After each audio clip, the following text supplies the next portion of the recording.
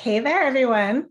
This is pretty informal. It's just me answering your questions. I'm going to try to keep it to about an hour. If we answer all the questions before that, we'll be done. But if there's still questions, I will try to stay on as long as I need to answer as many questions as possible. And the topic is menopause, perimenopause, hormone replacement therapy. And so that's what we're talking about today. So we're going to try to keep the questions on topic as much as possible. We did a few webinars this week, the Hormone Masterclass a few times, and so many questions came in. We are still literally answering the questions from Wednesday because there are so many questions. That's when I decided, okay, let me go ahead and pop in. Pretty informal on Saturday. I'm in my workout clothes, nothing special, nothing fancy. There's no slides. And I'm just answering your question. If I'm looking over here, I actually have another screen over here. So I might refer to that for some questions. I also have a few notes. I didn't bring my phone in here, but I had some notes on my phone too, but I'll just wing it. So my thoughts on using only estradiol cream, 0.01% for 10 years post-menopause. That dose is super low dose. So there's no negative effects of using such a low dose of estradiol cream. However, you might be losing out on the benefits of progesterone. You might be losing out on the benefits of DHEA and testosterone. And at that low dose, 0.01%, you're probably not getting the bone building, brain protecting, heart protecting benefits of estradiol. So what I would recommend is having your hormones tested and see where your levels are at. Are you at adequate levels? Are you at optimal levels? Is your estrogen and progesterone balanced? Because contrary to popular belief, or I shouldn't say popular belief, I should say old school thinking, it used to be thought that the only time you needed progesterone is if you had a uterus, or if you were in childbearing years, or if you were taking estrogen, then you needed progesterone to counteract it, only to protect your uterus. However, we've done so much research since the 70s, and what we understand is progesterone is important for brain health. It's important for helping us calm down, for our mood, for sleep, for our brain health, for so many different things, for our skin, hair, and nails. So progesterone is very important, and it also helps to balance out our androgens as well. It's super important. So I think that you might be doing yourself a disservice by only using the estradiol cream if you need those other hormones balanced as well, and you might not be getting the full benefit that you can. Does all this info apply to post-menopause? Yes, it pretty much, unless someone asks a question about reproductive cycling or their period or something like that. But everything we're talking about for hormone replacement therapy is pretty much post-menopause. So basically how we define menopause, post-menopause, perimenopause is we have our reproductive years where our ovaries are making estrogen and progesterone and we're fertile. And then we lead into about 10 to 15 years, typically before our last period, we head into a cycle of perimenopause. This is the time before menopause. And it can be 10 to 15 years, so it can start at age 35. It's the gradual decline of our hormones. And then when we hit menopause, that is defined as 12 months without a period. So once you have not had a period for 12 consecutive months, then you're considered in menopause. And then that's one day. Menopause is one day, that anniversary, 12-month anniversary of your last period. The next day, you are postmenopausal for the rest of your life. Pretty much hormone replacement therapy is recommended or encouraged or desired when you are in perimenopause, so when your hormones are starting to decline, and then also in postmenopause when your hormones are no longer you're no longer able to make your own hormones. So therefore you're replacing the hormones so that you can extend your quality of life. And my microphone was far away, so hopefully you can hear me. So it used to be that women would only live a little bit past their last period. Like life expectancy years and years ago was only 50s and 60s. Now women are living to 100. And so they need their brains to work, their hearts to work, their bones to be strong. They need to have vitality. They want to have a libido. They want to have energy.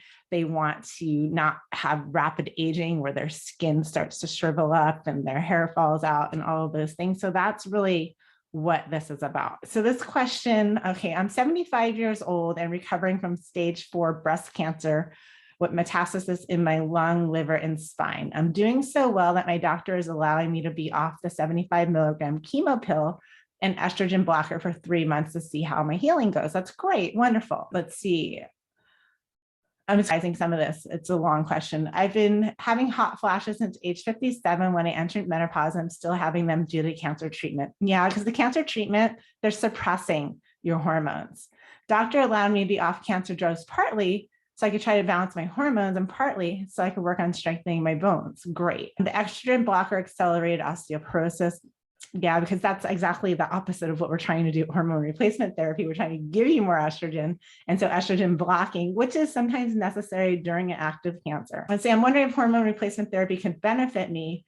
If so, what tests can I get to know where my hormone levels are currently? So yes, hormone replacement therapy can benefit you, but we like you to be off of your hormone blocking medications and cancer-free for a minimum of 2 years before starting hormone replacement therapy, because when your physiology kind of changes when there's active cancers, and the reason why you're on hormone blocking, they're trying to block even the hormones that your body is making. It's because the hormones, when there's receptor positive cancers, can make the cancer go wonky. So while before you get cancer, hormones can be protective against cancer, and then even after the cancer is gone and is in remission, then hormones can be protective against reoccurrence. But during the cancer, it's not recommended to use hormone replacement. You can, however, use vaginal hormones because they stay local to the vaginal tissues. They get absorbed into the mucosa. So if you're experiencing things like vaginal dryness, that can be helpful. Also, adaptogenic herbs. So we actually have a supplement that we have formulated called Daily Glow. It's a multivitamin, multi-mineral. It has hormone detox support, it has thyroid support, and it has adaptogenic herbs. So adaptogenic herbs can be super helpful with hot flashes for people who cannot take hormone replacement therapy. But you will be a candidate once you're successfully off your hormone blocking drugs and the cancer has not come back for 2 years. So just hang on there, and then you can definitely reverse a lot of the conditions that happen. But just, we don't like to introduce hormones when there's an active cancer, especially if you just stop blocking the hormones, if that makes sense. Let's see. I have my Dutch test plus done. I have way too much estradiol and no testosterone and progesterone. Do you prescribe a cream that is only testosterone and progesterone? And can you not put in the DHEA? DHEA is the precursor to testosterone. So a lot of times for women, we will use topical DHEA as a way to not only help boost the testosterone, but also for anti-aging purposes. But estradiol, if you have too much estradiol, then chances are your body is not metabolizing and detoxing it correctly. And we would recommend some nutraceuticals, the Daily Glow supplement, which will help you at phase 1 and phase 2 estrogen detox, and also looking at gut health to help with estrogen detox. So we'd want to detox the estrogen, but then we also want to balance it out with the progesterone. So I don't know why you would want to have no progesterone. Oh no, you want progesterone. Yes, we would definitely, if you worked with us, we would not give you estrogen. We would help you detox the estrogen. We'd help bring up your progesterone, your DHEA, and your testosterone. So that, hopefully that makes sense. After I receive my blood test kit and my period is skipping months, should I test if I am not able to count day 19 to 21? Yeah, you would just contact us if you're in our program, and we would tell you exactly when to take your hormones. Sometimes if you are having regular cycles, but this is just something weird happening right now, we might have you use an ovulation predictor kit and test 5 days after ovulation. However, if you're skipping a lot or not ovulating regularly, then we might just have you test any day. But that would be a good conversation to have with your hormone specialist. All right, let's see. I have yam cream and some molecular progesterone complex. Is it okay to use both at the same time? I would consult with whatever practitioner is prescribing that to you. I never recommend DIYing your hormones, even if you can buy something over the counter or online. I recommend always testing when you're using hormones, and then also retesting every 4 months. So I never recommend just DIYing hormones, especially things that you can buy online. Can you enable closed captions? That's a good question. I don't think I've ever done that before. Let's see. I don't know if that's an option for me. It's a great question. I guess that's something that I should look into doing in the future. We can probably do it on the replay. It's not something that I see as an option for me right now. So I apologize. Can a person get tested only and not the whole year? Is there a place to get tested? I'm not sure what that means. If you mean get tested only once and not join. Okay, so because we have a healthy hormone club, which includes testing, consultations, and all of your hormone therapy. But if you're wanting just to purchase a hormone test, yes, we do offer that. And you can email us at support@glownaturalwellness.com and you can get a hormone test from us. Or you can go to your doctor and they might order a blood test for your hormones. That works too. Okay, let's see. All right, thank you for everyone who's telling me that the audio and the video is good. I appreciate it. What about those in surgical menopause? Actually, this applies very much to you because usually surgical menopause, that just means that someone who has had their ovaries or their uterus or both taken out prior to the time when they would naturally go through menopause. So this can happen as young as your 20s, your 30s, your 40s. And so what happens is your body is actually thrown into menopause way before it was expecting to go there. And your hormones have that rapid decline even earlier than you would have in natural menopause. And that does put you at greater risk for inflammation, for heart disease, for osteoporosis, for dementia and Alzheimer's. Because there's many studies done on how estrogen affects the brain. And when women go through menopause, when they have that, their kind of hormones are declining and then boom, they drop down super fast at that menopause time. What they see is that the brain scans actually show that there's more plaques forming in the brain when women don't have as much estrogen. And that's because estrogen is required for the energy to be used by the brain. It actually helps with the energy production in the brain cells. And when estrogen drops, there's inactivity in the brain. That's why we have brain fog. That's why we have memory issues. That's why we feel like we're going crazy. And it's also why we have hot flashes, because we have a temperature control center in the brain and the wires get crossed when we don't have enough estrogen, and estrogen is super important. And so if you've gone through surgical menopause, hopefully your doctors would have offered you hormone replacement to help you through that stage. It can be so emotional. It can be very disruptive to your life in so many ways. And so if you weren't offered that, I apologize. And on behalf of the medical profession, you should have been offered hormone replacement therapy after that surgical menopause, but it's not too late now.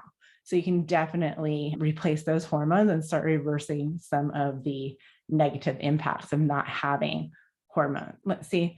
I had stage 0 DCIS 21 years ago on one breast. I decided on overkill and had a mastectomy 6 years ago. 11-centimeter ovary, had oophorectomy, multiple fibroid. Oh, I don't know if this is a follow-up. I'm 76. What about the use of androgens? I'm not sure what you mean by that. If you can use androgens, you totally could. And even if you are post-cancer at least 2 years and you're not on hormone suppressing medications, you can also use estrogen and progesterone. In fact, the studies are actually showing that women who do live longer and have a better quality of life have less reoccurrence than women who don't. Right? My doctor said that he would not give me HRT at the age of 78, and I have never taken them, and the gap is too long, and it can be cancer causing.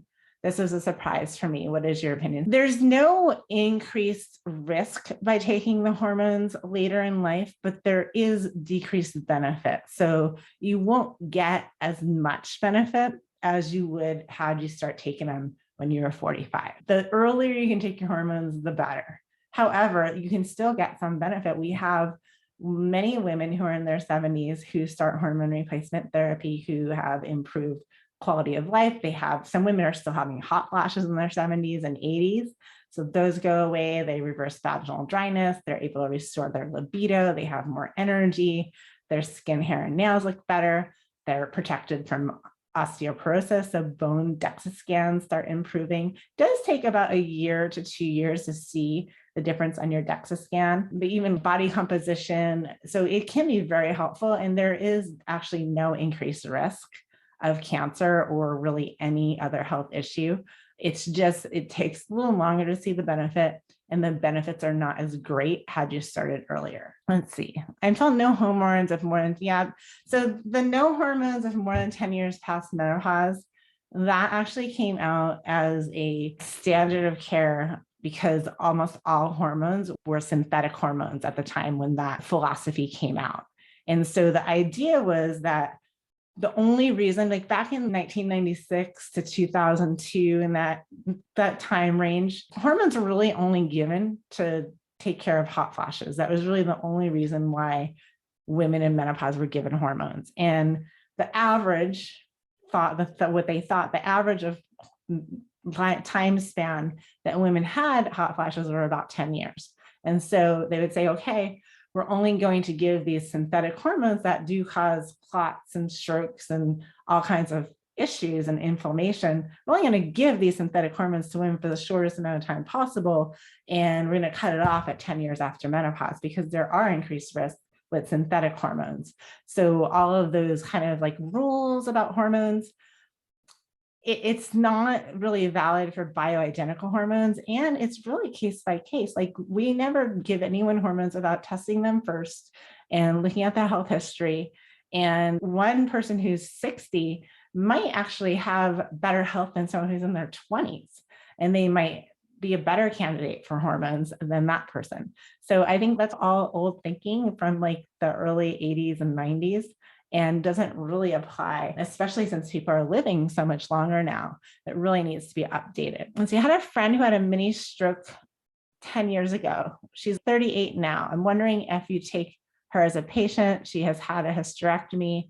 I'm wondering if you would give her HRT. So because she's had a stroke, anyone with a risk of clotting, risk of stroke, history of stroke, anything that is like increased risk of clotting, you do not want to take oral hormones. So you don't want to take hormones orally, but topical hormones do not have to go through the liver. So they go straight into the bloodstream and they do not form those clotting factors that can put you at greater risk for stroke. So she can definitely be a candidate with topical hormone replacement. Do you have a bioidentical progesterone cream? Yes, all of our hormones are bioidentical and we use topical hormone replacement, so creams and oils. Those are the safest. They cause less side effects like nausea, headaches, bloating, digestive distress, things like that are often caused with oral hormones. And also with topical hormones, you get the same benefit with about 1/5 to 1/7 the dose. So you need, for oral hormones, you need to give a woman 5 to 7 times a higher dose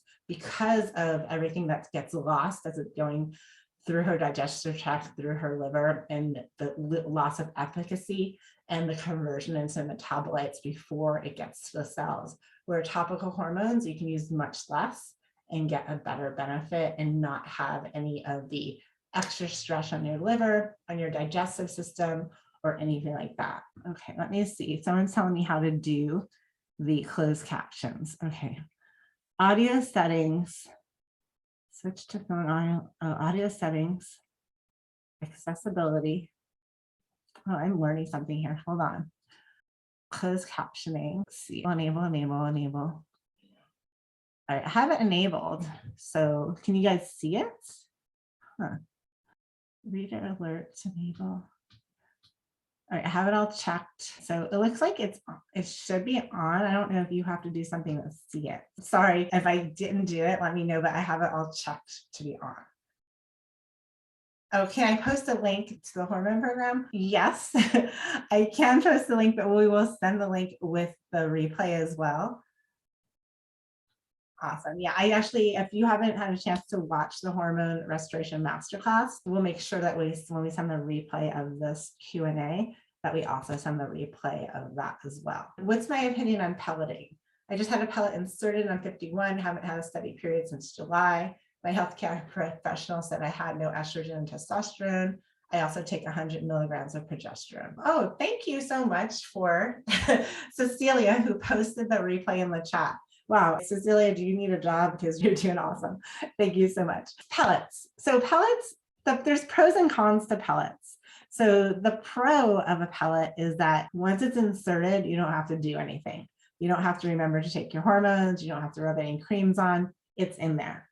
Now, the cons of a pellet is, number one, you need to actually have a surgical procedure to have the pellet inserted under your skin, usually under your buttocks. There usually is a little bit of inflammation and pain at the site of the insertion, but it's not a big deal. It's an outpatient. You just go in the office, you have it done. So you have to go into your doctor's office to have this done, usually every 4 to 6 months.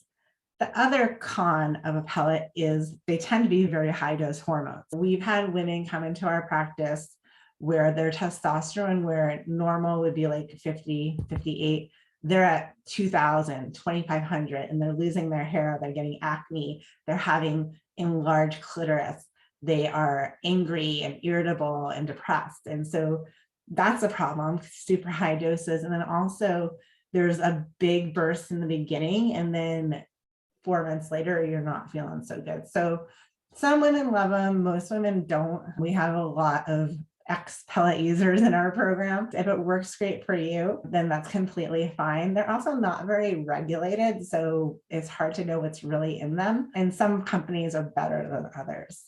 So that's the pros and the cons. What do you think about subdermal implants for birth control? That's a totally different topic. I don't know exactly what you mean, but usually birth control is typically synthetic hormones that come with all of the dangers of synthetic hormone replacement.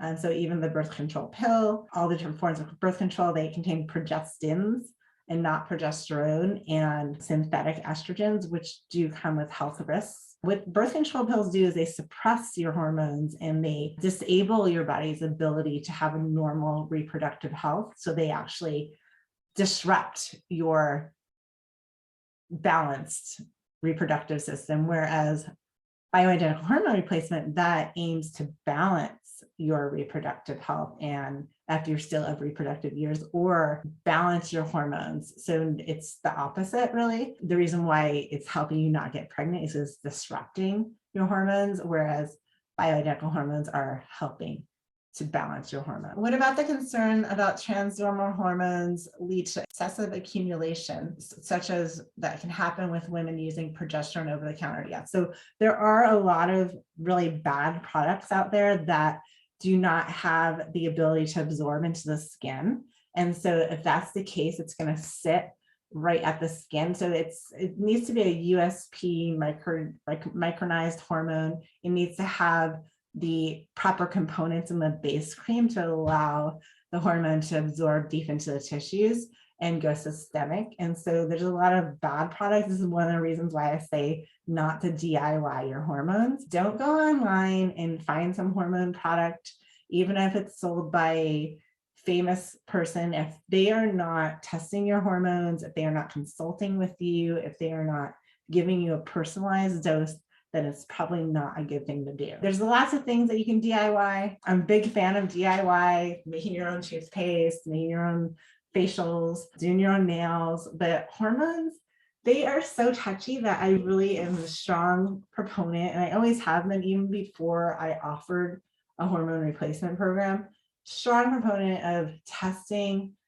getting guidance, getting a proper dose for you based on your testing, based on your symptoms, and really making sure that you're at the right amount, because hormones are so Goldilocks. Too little creates symptoms, but too much also creates symptoms. And so you don't want to put yourself into that situation.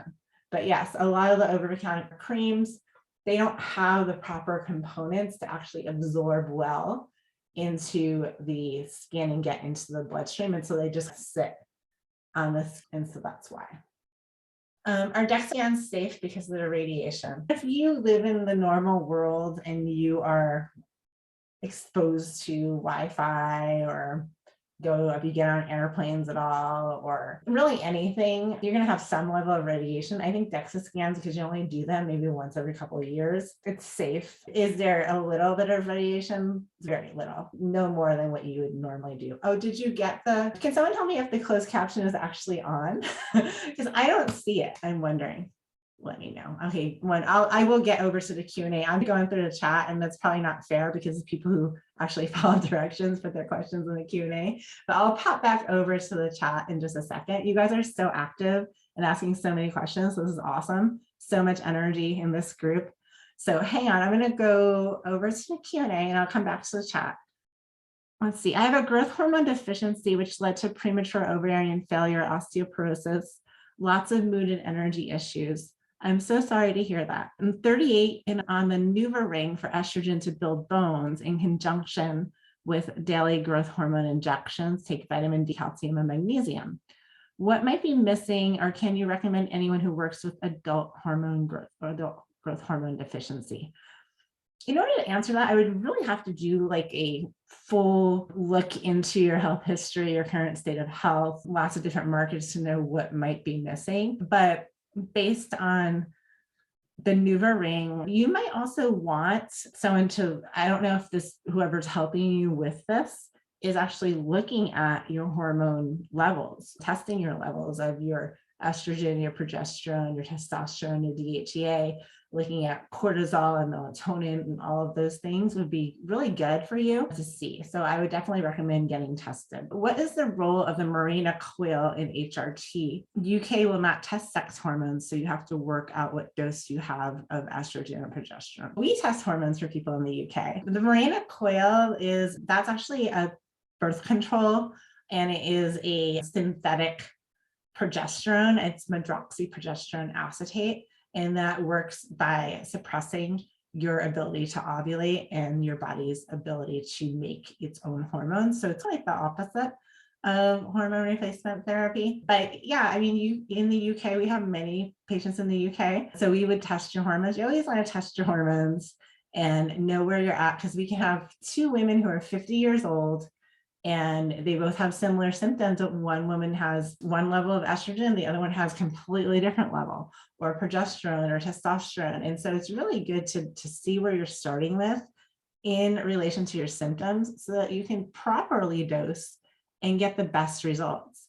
And the people who test and then personalize the hormone replacement, those are the ones that you're going to have no symptoms, like side effect symptoms. You're going to have better outcomes and results. You're going to feel better, and it's going to work better for you. It's going to be more sustainable in the long term so that you can actually live longer and feel younger and just have a better experience.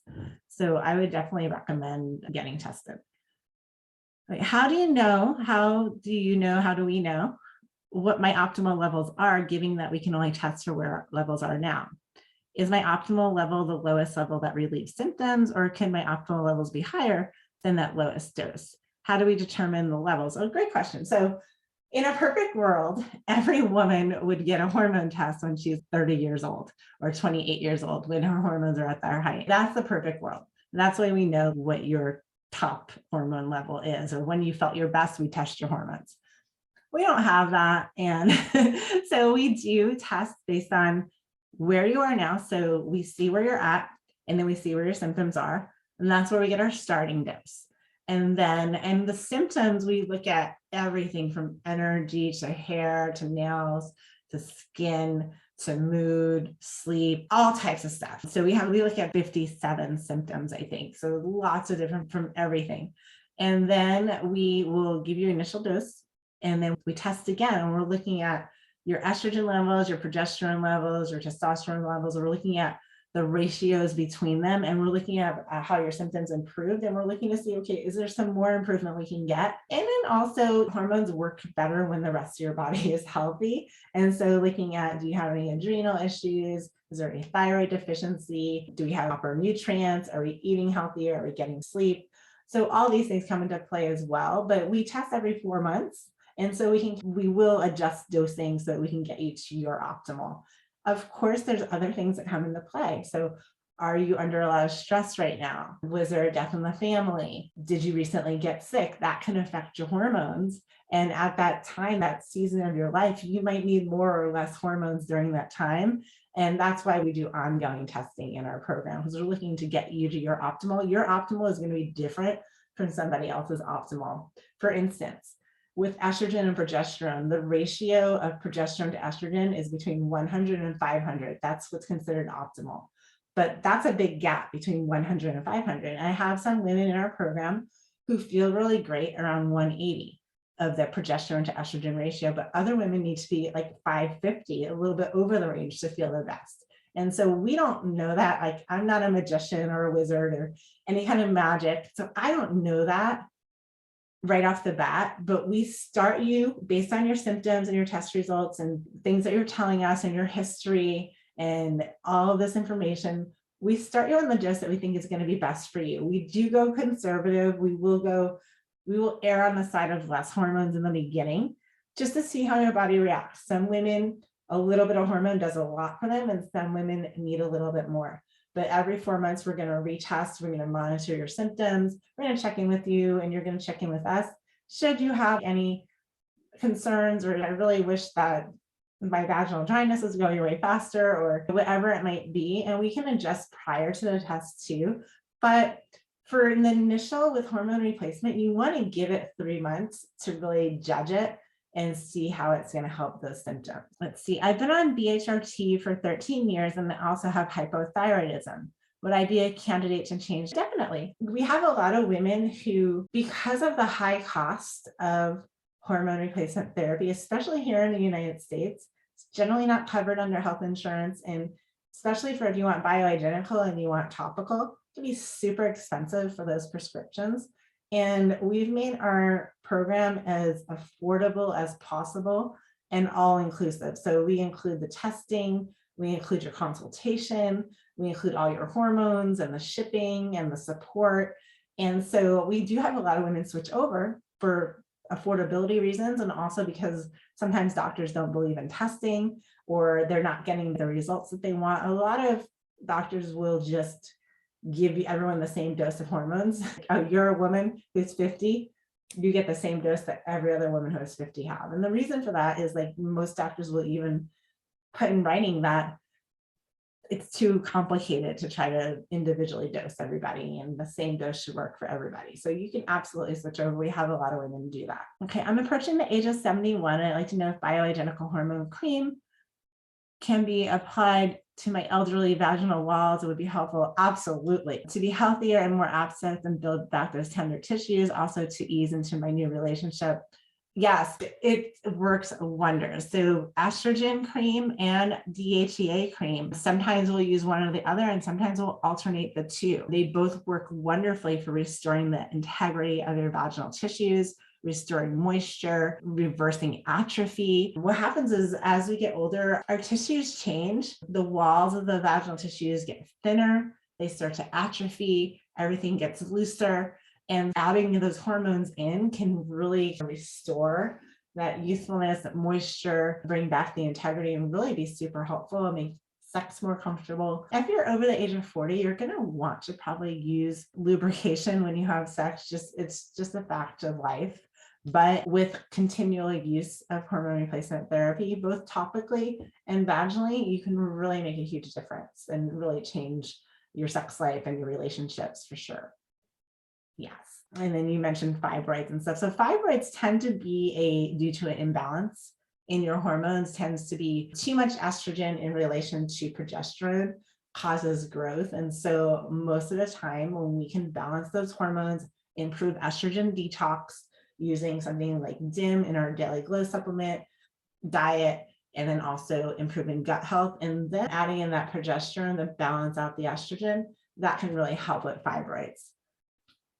Is it possible to balance hormones while continuing to take birth control? Specifically, progesterone-only birth control, 43, perimenopause, and don't want to risk the possible oops. It's possible to stay on birth control and balance your hormones. However, the action of your birth control is to disrupt your body's normal progesterone. So using bioidentical hormones can lower the effectiveness of your birth control pills. So you'll want to use a backup, like a condom or the family planning method or something like that. That could cause an oops for sure, especially in perimenopause, because in perimenopause, sometimes we can ovulate erratically. And so we might ovulate 1 month and then skip a month, and then we might have 2 ovulations in a month. And so one of my very best friends, she was 49 at the time, and she had 3 children. They were all like high school or college.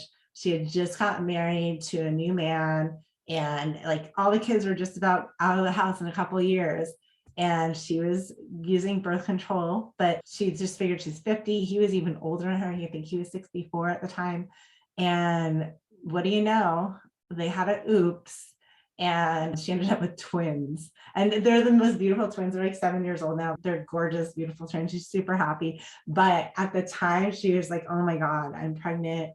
I thought I was all done. My kids are all older. But anyway, I would not want to put you in that situation. Yes, I'm taking hormones. You can balance your hormones, but you're like putting fuel on the fire and then coming in with a fire hose to try to put out the fire at the same time. You may consider switching to a different form of birth control. There is, I don't know if you've heard of the copper IUD. Copper IUD works by repelling the sperm and is not hormonal at all. So that's an option for not messing with your hormones. Or if you're not looking to have any more kids, there's always asking your husband to go get a vasectomy. I'm a big fan of that. Those are reversible too. Anyway, that's my 2 cents there. Okay, I already talked about the pellet. Being that my questions were not answered in the first video, what is the same deal? Will the same deal to start with Dr. Sands be given? Deborah, just email our support if you were still waiting for a question to be answered and you didn't get your question answered and that's why you haven't signed up yet, then yes, we will honor the pricing for you. And so just email us and let us know. We're really easy to work with. I'm very interested in changing doctors, but Deborah, what is your question? Did I miss it? Oh, I just answered it. Okay, perfect. Yes. So just Deborah, email us at support@glownaturalwellness.com. I'll put that in the chat. And this is true for everybody. If you email us or you post a question on here and you're waiting for the answer, just don't worry. We're not going to take away the sale on you because I know that this is an important thing in your life and you need answers and you might have to make a decision. So just go ahead and email us at support@glownaturalwellness.com. Say, hey, I'm past the time for the sale, but I was waiting on my question to be answered and we'll send you the link. Do you know about the Wiley protocol?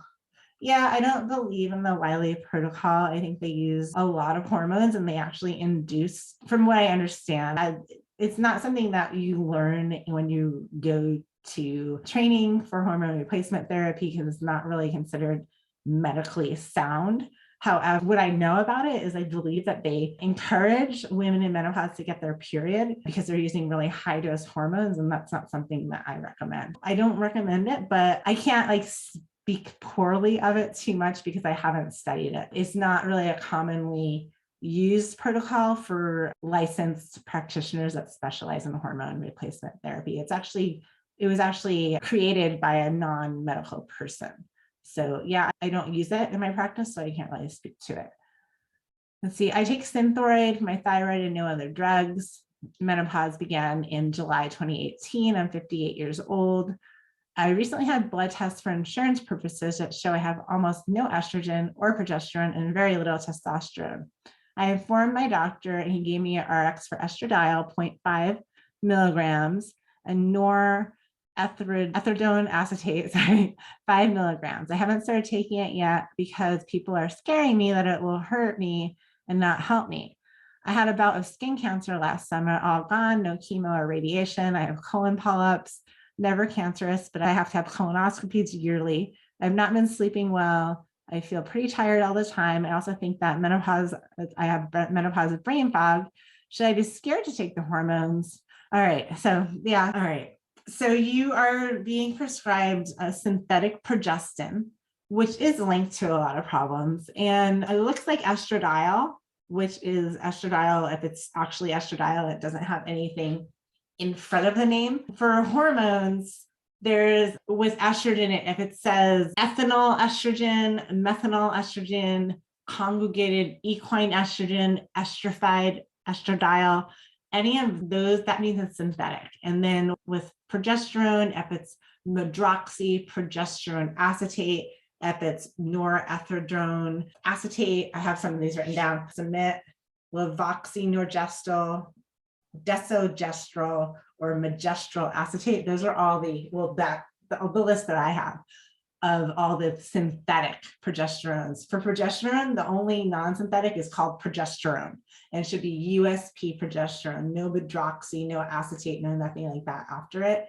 no norethindrone, none of that. So your estrogen seems to be okay if it's topical. Oral estrogens have been shown to cause issues, can be linked to cancer, can be linked to heart disease and blood clots and things like that, even if it's bioidentical. So you never want to do oral estrogens. For progesterone, the fake progesterones or synthetic progesterones, which is what it looks like you have, those can cause health risks down the line. They have been linked to clotting issues, stroke, and other issues because it's not really progesterone. It's something that's like an imposter in your body. And how I've explained this before is with Skittles.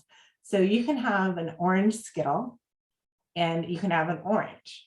Now, they both have orange in their name. They're both flavored like an orange. They both have orangish things about them, but the orange Skittle, that contains high fructose corn syrup, that creates inflammation, that will make you gain weight, that's bad for you, they can rot your teeth, all those things. But the orange, that contains antioxidants, there's vitamin C, that's going to improve your health. So it's like synthetic hormones and bioidentical hormones. Estradiol by itself, USP estradiol, that should be bioidentical as long as it doesn't say esterified estradiol or ethanol estradiol. If it's just estradiol, that should be bioidentical. So the person asked this question, I don't have your name, I would ask your doctor, hey, can I get bioidentical hormones? Can you prescribe progesterone, actual progesterone, due to the health risks that are associated with the synthetic type of progesterone that you're giving me?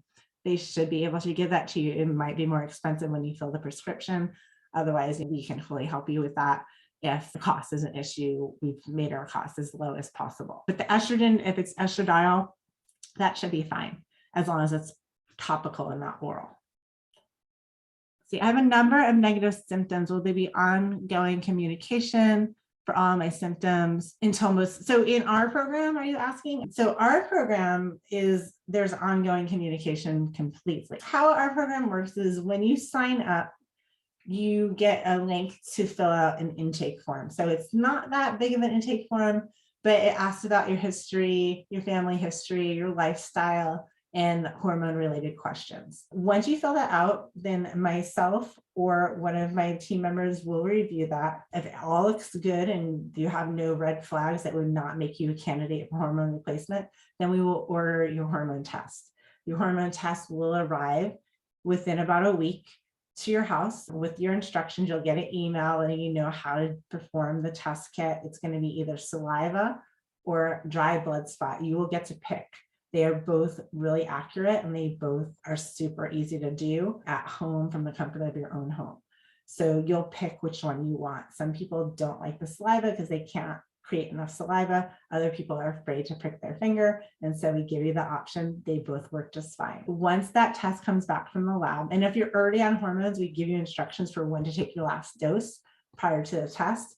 If you're cycling, we give you instructions on when to take the hormones for your cycle. And if you're in menopause, not on any hormones, then you can take the test any time and day. If you want additional testing, we can also add that on. We offer pretty much every test that you can think of: thyroid, cortisol, vitamin D, cholesterol, glucose, all those things. So if you want additional testing, we can also arrange for that as well. And then, yes, so once you get the test, once the test results come back, it does take about 2 to 3 weeks. You'll get an email with a copy of your test results with a link to book a consultation. That consultation will be one-on-one, you and one of my hormone specialists, and we will get on the call with you. We'll explain your test, go over your symptoms, go over your history, and lay out a program for you. Then your hormone creams will ship to your house. You'll get them with your instructions on how to use them. And then you have access to email or contact support at any time if you need to jump on a call, if you're confused, if you're having symptoms. We have a whole staff of hormone specialists on call for you. And then we'll retest you every 4 months. We'll adjust your dosing. So yes, it's ongoing support. You're not on by yourself. You're not alone. And our goal is to resolve your symptoms. Now, sometimes I'm going to be 100% honest with everybody. Sometimes the symptoms may not be entirely due to your hormones. So if, for instance, let's say weight gain can definitely be a symptom of hormone deficiency, especially as you head into menopause. You might notice a lot of the women as they enter menopause have that menopause belly. So balancing hormones can totally help that. Now, With weight gain or weight loss, it does take sometimes 9 months to reverse that, 9 months of balanced hormones before you see the weight loss starting to happen. But let's say your hormones are completely balanced, 9 months have gone by and you still have that belly fat, but you're eating Doritos every night. So there's other things that are going to come into play. We're going to ask you about your sleep. We're going to ask you about your diet. We'll make dietary recommendations. We do have a whole nother program available that's called the Glow Protocol that will go deep into like healing your gut, reversing candida, dealing with parasites, dealing with mold, Lyme, healing your liver. Do you have fatty liver or anything like that? So that we offer all of that. But yes, you totally get ongoing support in our program. Okay, I was disappointed because I couldn't take advantage of the bonuses. I'm waiting for my questions to be answered, which yes, email support, we will definitely give you the bonuses. So you guys, we're so easy to work with. If we offer something and you were considering it, but you were waiting for this Q&A or anything that you need, we will give it to you. I'm telling you, like, we are not like corporate America where, oh, you're supposed to do this. We'll always let people, if you legitimately like we're waiting to get a question answered, we're not going to penalize you and not penalize you for not signing up on a specific day. So yes, Kayla, email support, let us know, we'll give you everything. Okay, my breast oncologist says I can't use BHRT or HRT if I'm on tamoxifen or letrozole. Yes, because you're on tamoxifen is designed to suppress your hormones. So you don't want to give yourself more hormones because that's negating the whole process. I have one more year of 10 and I am 3 years into menopause. I am 9 years clear of breast cancer. Okay, yeah, so if you're 9 years clear of breast cancer, you have to have at least 1 year off of the hormone. No, it's 2 years. 2 years free of hormone blocking medications, because I want to see how your body does without blocking hormones before I put more hormones in, if that makes sense. So 2 years off hormone blocking drugs, still cancer free. And yes, then you can definitely qualify for bioidentical hormone replacement. And a great book to read for anyone who is concerned about cancer or wanting to know how estrogen and cancer go together or what the risks are, there is a wonderful book called Estrogen Matters, written by an oncologist, that talks about how estrogen does not cause cancer and how women who have had cancer can successfully use hormone replacement therapy. Really great. Oh, a friend of mine at age 55 gave birth to the perfect baby. That's so awesome. I think that's cool, especially for women like myself who have had fertility issues in the past. I had my son at age 40 after being told for like 20 years that I would never have a baby, because when I was 20 years old, I was actually diagnosed with ovarian failure. And I believed that for many years. And that's kind of part of the reason why I am a hormone expert now, because I've done so much research, and that put me back into medical school to a naturopathic physician to focus on female hormones. And I was able to actually understand that my ovaries actually didn't fail. I just had so many other health issues that were causing my body to not ovulate and not to be able to bear a child. And so I was able to reverse those things. That actually was a false diagnosis, but I believed I was in menopause for many years. And so I think that's awesome, the age 55 baby, because that gives women so much hope who dealt with fertility issues early on and only now later in life are able to conceive.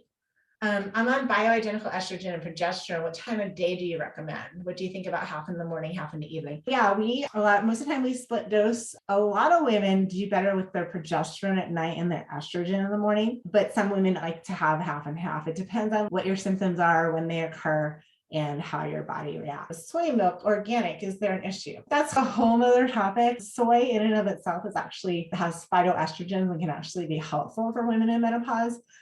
I'm not a fan of soy milk because it's not really the type of, soy is not meant to be drinking in milk, like in tempeh and stuff like that. That's more of a natural way to consume soy. When you start making it into a milk, then you're consuming a lot more soy than I think is healthy, really, but in moderation, it can be fine. The support email, I'm going to put it in again, support below natural All right, I just popped that. Oh wait, sorry. I put it in. I put it in only to host and panel, so that's not going to help you guys. Let me put that in again. Support at Glow Natural Wellness. All right, there we go. I just popped that in the chat. Would I be a candidate for BHRT if my estrogen isn't metabolizing down the right pathway? I've had breast cancer 3 years ago. So you definitely want to optimize your estrogen metabolism. That's going to be like number one, whether or not you decide to do hormone replacement therapy, because improper estrogen metabolism, when your estrogen, so your estrogens break down into 3 different pathways.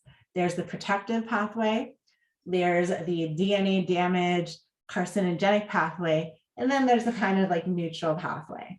And there's optimal percentages for each pathway. If you're too high on the DNA damage, carcinogenic pathway, then you're more likely to develop estrogen-related cancers. And so you really want to make sure you optimize that. And then you optimize phase 2, which is the methylation process. And then phase 3, which is the getting it out of your body process, which involves gut health. So yes, we would definitely work on that with you and then help you with your hormones. And then you might be able to add in some progesterone while you're optimizing your estrogen detox. If you have very low levels of estrogen and you have poor estrogen detox, then you can actually work on the detox and also replace at the same time if you're working with someone who knows what they're doing. Which we do, we know what we're doing. Yes. Okay. So let's see. I'm trying to, you guys, the questions are coming in so fast. We have 175 people on. Oh, there's a couple of people that raised their hand. So I'm gonna see who raised their hand and see if I can bring you on. All right, Elizabeth. I don't know if you know that your hand is raised, but it is. So I'm gonna let you talk. Hi, hello. Can you hear me? I can hear you. How are you? God, how awesome.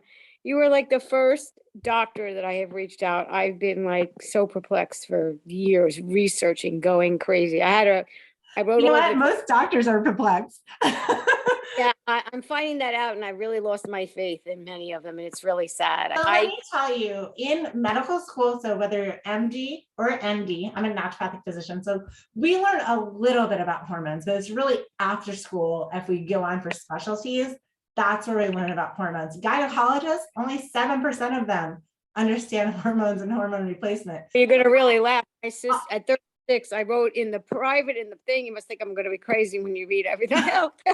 No, but I'm 36. I had a radical hysterectomy. I had a granular cell tumor the size of a large grapefruit. It took Harvard 5 weeks to diagnose it. I ended up being treated by an oncologist for 10 years as a cancer patient. Thank God it didn't respond to chemo radiation. I wasn't eligible. It was only operable if they catch it in time, but I ruptured. I ended up at 26 rupturing. They kept the little bit of insides I had left, one ovary, one tube, having reoccurrences of cysts and endometriosis. Endometriosis, yeah. Yeah. Scar tissue was practically left about a half of one ovary after being diced and sliced and biopsied over and over again. And miserable period since I can remember I was 13, and nobody really knew what the hell was going on. I had polyp issues, all kinds of stuff. Finally, at 36, I adopted my daughter. I could never conceive. And I said uncle to my oncologist, and that was the end of it. I had been through microsurgeries, infertility doctors. Well, God bless you. I mean, oh my goodness. I feel for you. Yeah, the sad part is once I had that radical hysterectomy and they put me on that Perimenopause, I was a crazed lunatic. I ended up on antidepressants ever since. I just weaned off them. Finally. Wonderful. Congratulations. Reading so much about the neuroreceptor damages and what's going on. It's making it worse, not better. But since then, I don't know what happened since this pandemic from hell. I've been diagnosed now with fibromyalgia, hypothyroid, Epstein-Barr. I said, what, every single doctor I'm going to have a list soon. I have suffered from horrible fatigue. There are days I cannot even get out of bed. My body aches from head to toe. I don't know what to do with myself, but I discovered the estradiol at 36. My sister was following Suzanne Summers, who was the pioneer. Yeah, thank God for Suzanne Summers. She put it on the map.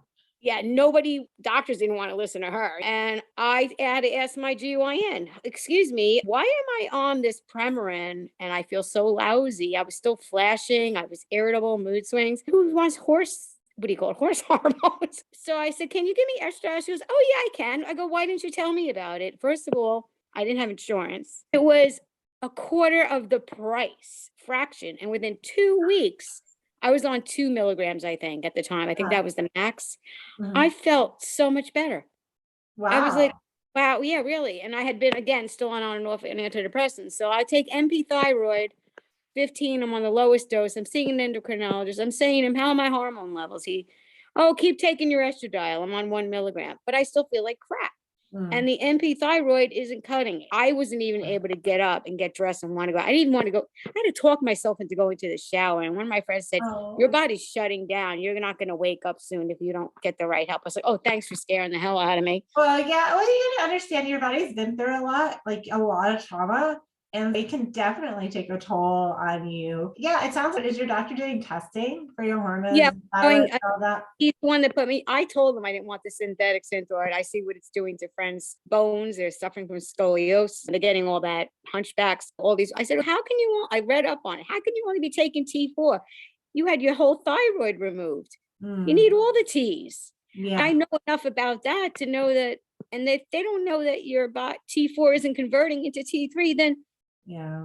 how are you regulating yourself? How are you doing, honestly? And she's, my doctor doesn't like the Synthroid, doesn't like the MP. I don't care what he doesn't like. What do you think is better for you? You need to look into your health.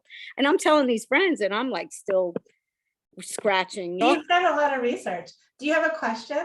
I do have a question about, so I do want your help for one. And I didn't know where to turn. I got gut issues, IBS, I'm celiac, I've been gluten-free. Now they just say I'm not celiac. You don't outgrow it.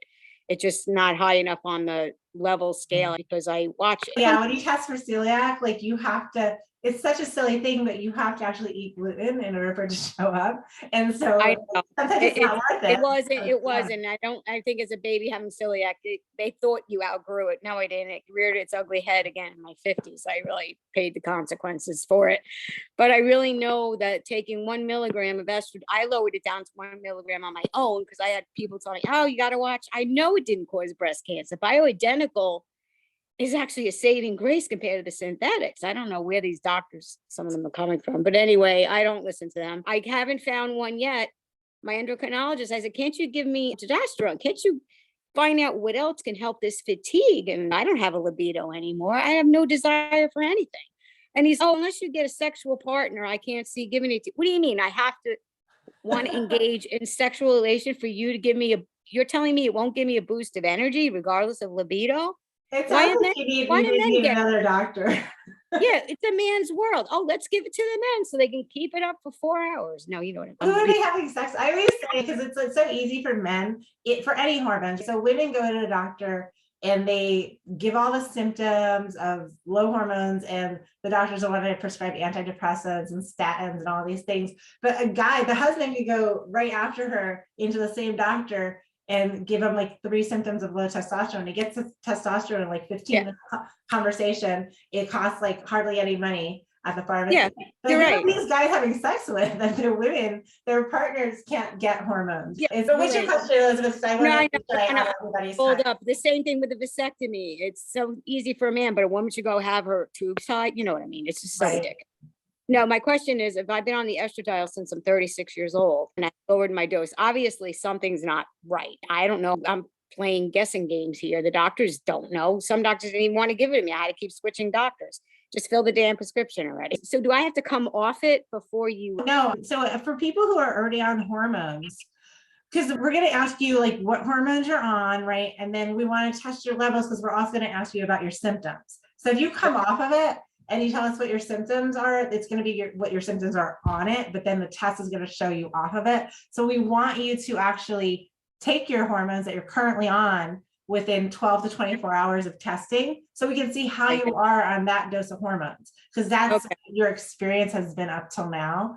Because if you stop taking it, then it's going to mess it all up, because then we know what your symptoms are on the hormones, but then your test shows where you are off the hormones, and it makes it more confusing. So we can do your baseline on that dose of hormones, and it's how you know what you need to do. You need to balance your hormones, right? You're only on I need your so you help. probably need the other hormones too. Then also the gut health is going to come into play too. The better your whole body is working, the better your hormones work, and the better your hormones work, the better your body can work. So it's like a two-way street. But yes, definitely, because you've been through so much, having those hormones balanced, especially progesterone, can really help you too, because your body's in this kind of like sympathetic fight or flight state because all that's happened. So progesterone can help you, like your body calm down and be able to heal. Yeah, I think you really need balanced hormones. And I do want to compliment you on something before I let you go. I have listened to all these series, like from day one, COVID Revealed, COVID Reloaded, now into supplements and all these other things that have been coming up. I'm like really dissecting, taking notes, writing down websites. And then I have a headache and I'm too overwhelmed and don't know where to begin because every doctor's protocols vary.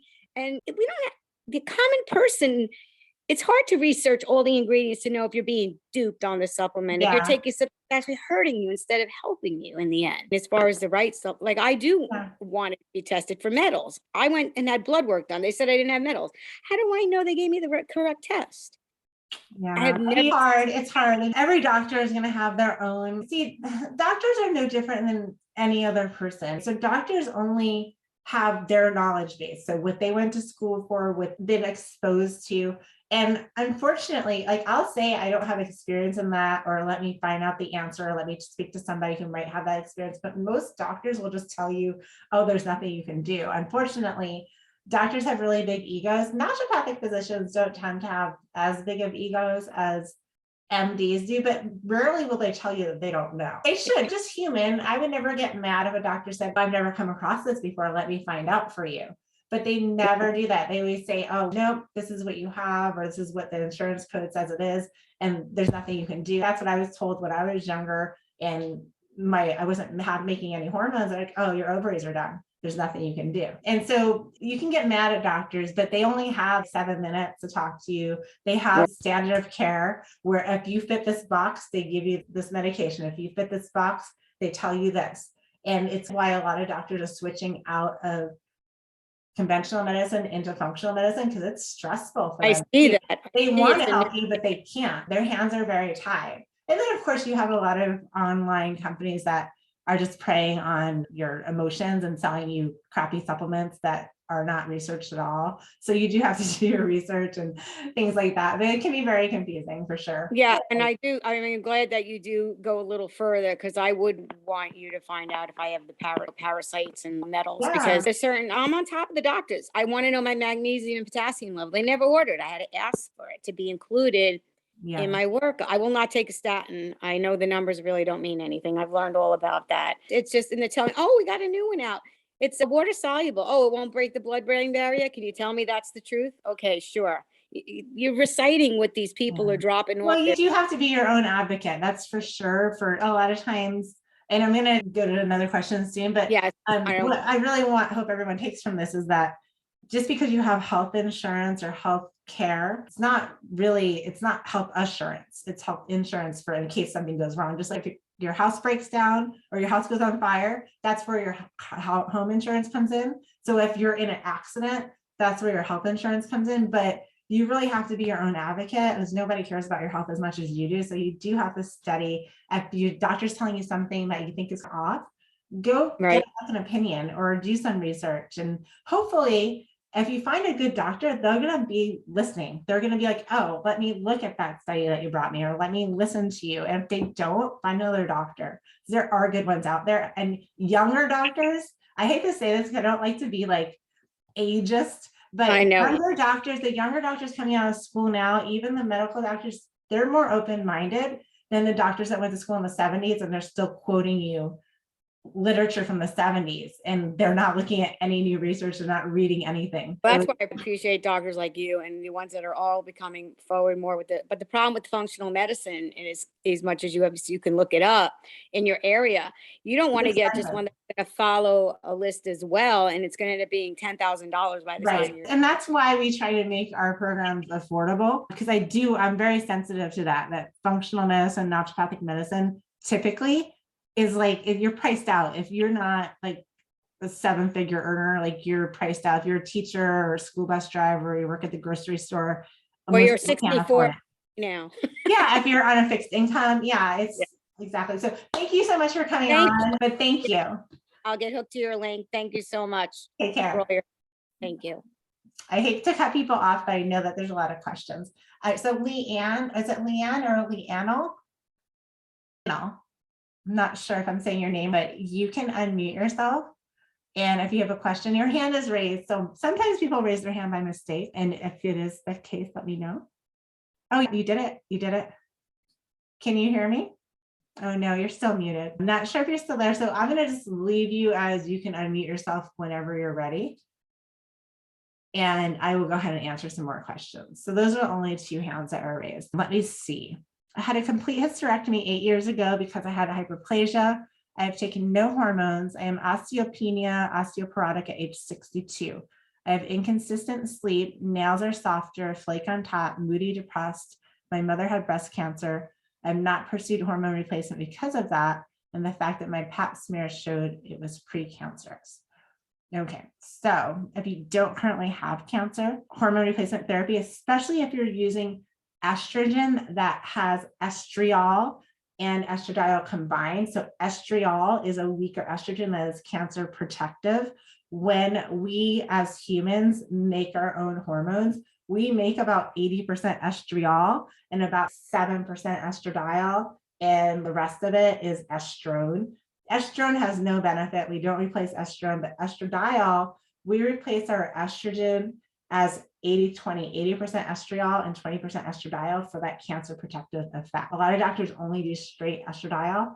I don't believe in that. I believe that we want to do it as closely to what the body naturally does so that we can have that cancer protective effect. Now, your osteoporosis definitely can be fixed with hormone replacement therapy and a healthy diet and lifestyle. So you want to make sure you're eating enough protein.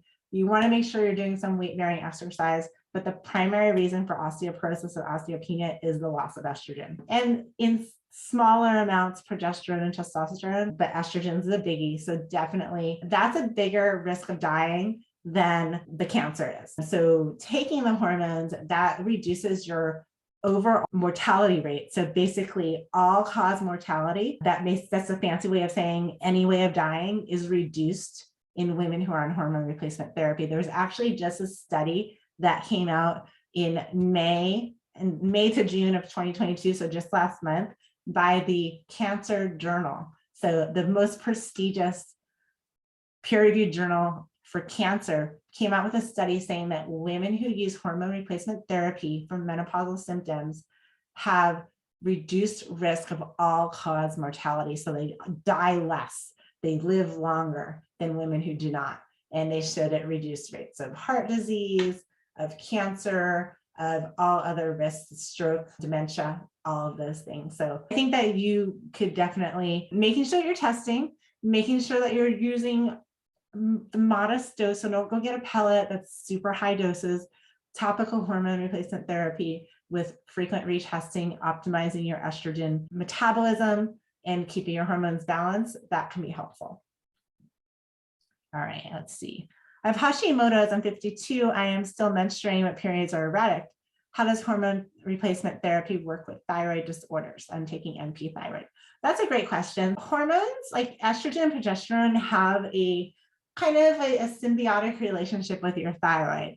Now, hormone replacement, again, it's Goldilocks. Too much, bad, too little, bad, just the right amount, perfect. So when you have the right amount of estrogen actually for the thyroid, what it does is it helps to stimulate the growth of thyroid tissue. So too little estrogen can actually result in not enough thyroid tissue, so you can start like atrophying your thyroid.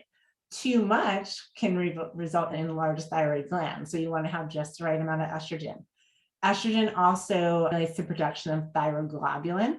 So too little estrogen would mean that you would have not enough thyroglobulin, too much, too little. And so thyroglobulin, what that does, it helps to travel, bring the thyroid hormones to the cells and helps you use your thyroid hormone. Now, progesterone is also important. So progesterone and thyroid have another relationship. So too little thyroid hormone would mean that you're not going to ovulate, but progesterone also decreases the amount of the protein that carries the thyroid in the blood so that more thyroid hormone can be free to get into your cells. So progesterone decreases the binding of your thyroid hormones, the inactivation.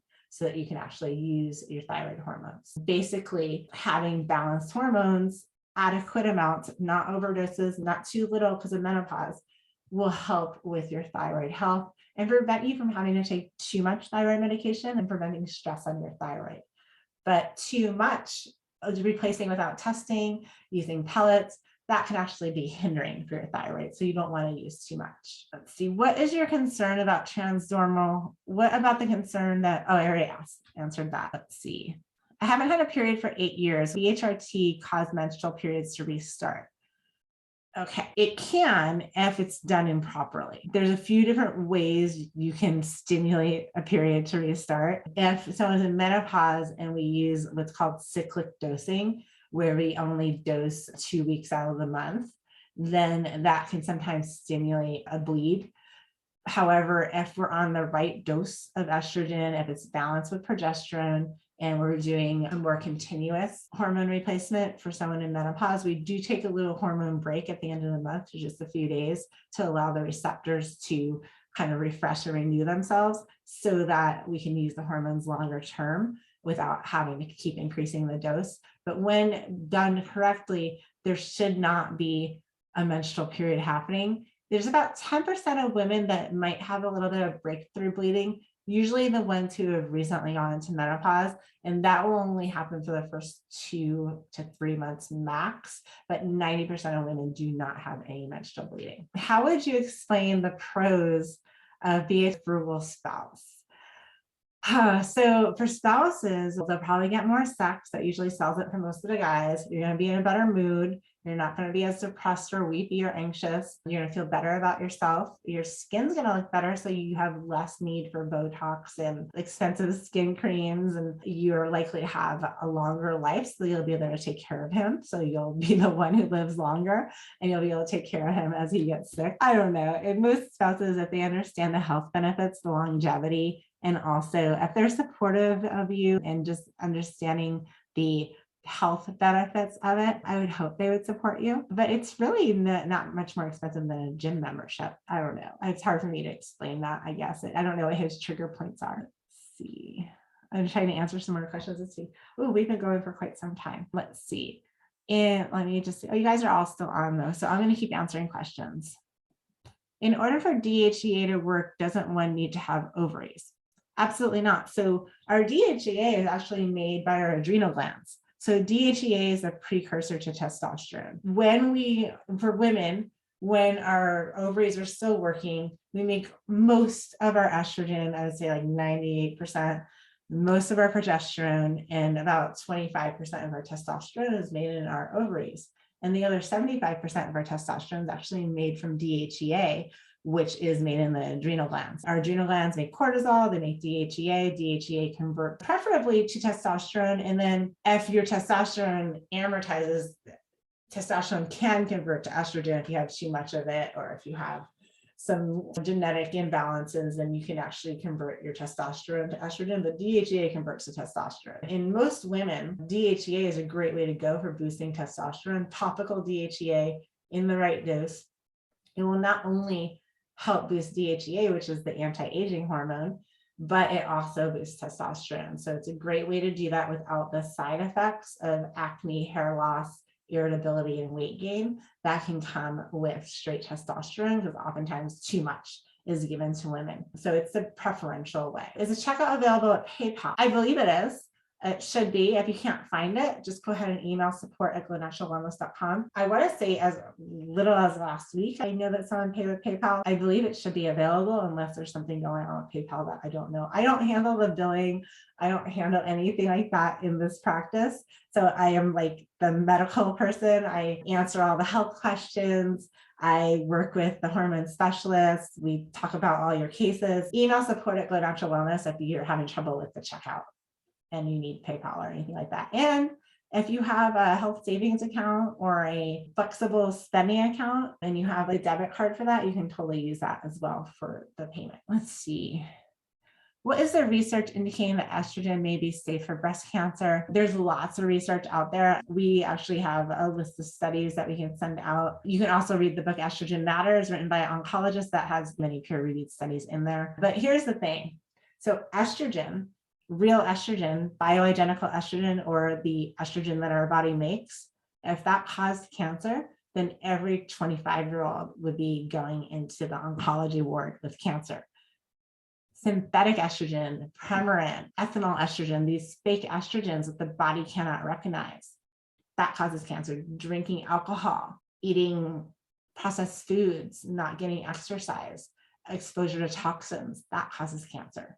And we really have to be like, not vilify our own hormones, because that is not the problem. It's how it's our liver and how our hormones are breaking down and all the other crap that's going on with them. Yeah, you can definitely read the book Estrogen Matters, written by an oncologist, and it has lots of great information in there. Let's see, captions in the replay would be great. Okay, yes, I will see if we can do the captions on the replay, and I'll learn how to do captions before I do the next Q&A, because I'm actually interested in that. All right, this is a long question that I'm reading here. So this person is asking about dosing progesterone for only half the month. When you're in menopause, we don't do it that way. We dose progesterone the whole month, but everybody's individual. It's possible that you might like a lower dose on certain days for the first half of the month and a higher dose later. If you don't dose progesterone all month, you will end up with a period because you have estrogen dominance in half the month. So we try to keep your hormones balanced as much as possible. Can you get off your thyroid medication once you start? It depends. Some people, if they are able to support thyroid health, don't need thyroid medication. It depends on how bad your thyroid is, what the reason for your thyroid medication is, if you have an autoimmune issue, if you are not converting your thyroid hormone, or you're binding up too much thyroid hormone. It's entirely possible. We have many people in both our hormone replacement program and our Glow Protocol natural medicine program. They get off thyroid medication because they never actually needed it in the first place. They were just given it because the doctor didn't know what else to do. So it's possible, but I definitely cannot promise that because I don't know your situation. I do approve of soy. I think soy is fine if it's organic fermented soy. I just don't like soy milk. I like tempeh, I like edamame, like soy in its natural state. I'm not a big fan of like chicken made out of soy and like soy that's been adulterated into states that it shouldn't be, like soy milk, but definitely you can include soy in your diet, also flax and other phytoestrogen rich foods. I use maca daily. Is that enough for estrogen? Probably not. So maca is not going to increase your estrogen levels. It might help to optimize the levels that you currently have, but maca is not going to add estrogen to your body. Let's see, I'm 60, female, recently lost 28 pounds over 6 months through diet and eliminating wheat, dairy, corn, and soy. Congratulations, that is awesome. Round of applause for Jan. I love to hear that when you actually make those very hard changes to your diet and really see the benefits. Very awesome. Congratulations. All right, I stay hydrated. I have a history of allergies and asthma that's been stable over 10 plus years. I'm on bioidentical HRT and recent increases in thyroid hormone, 90 milligrams a day of Armour. I have not changed it has not changed me feeling cold all the time. The temp in my house is 78, 79. I often feel cold. Going to the grocery store is uncomfortable. Yeah, so I would say I'd have to figure out what's going on. Unfortunately, that's not enough information for me to understand what's happening with you. We do offer case reviews on our website. You can go and you can book a case review. Basically, that's where we look at your entire health history and we fill out a very extensive intake form. We look at all your testing and we give you our opinion and a plan going forward to help.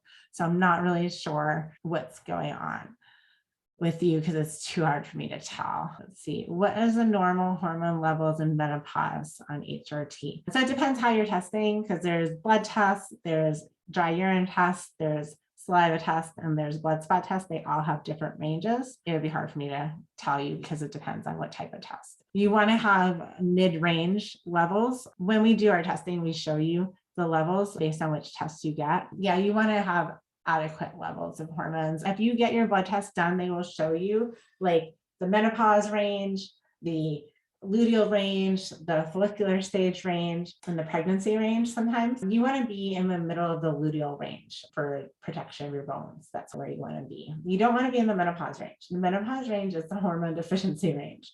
So a lot of times women will come to me and they'll say, my doctor said my hormones are normal for someone in menopause.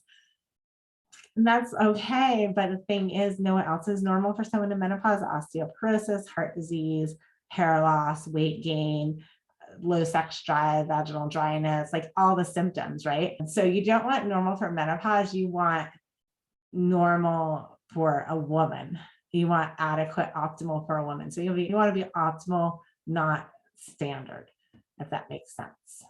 How long can one be on HRT? As long as you want. So if you are on bioidentical hormone replacement therapy, if you're getting tested and your levels are good, you can stay on it. I will stay on it until I die. I know Oprah Winfrey says she'll never go off her hormone replacement therapy. Same thing with Suzanne Summers. Most of my patients, I do not take my hormones away from me, but that's a personal decision. So we never like force anyone to stay on the hormones. That's a decision you make for yourself. When you stop hormone replacement therapy, you don't have to wean off or anything like that. There's no like withdrawal, but after a period of time without replacing your hormones, the symptoms of low hormones will come back. Vaginal dryness, if you've had hot flashes, you might get hot flashes again. You might start to gain weight again. You'll be in a hormone deficient state when you're no longer replacing your hormones.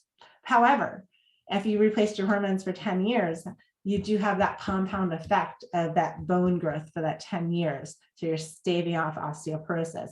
Your blood vessels and your heart are stronger. Your brain has been protected from atrophy all of that time. So yes, there is a compounded benefit. However, you don't have to do anything you can just stop tomorrow.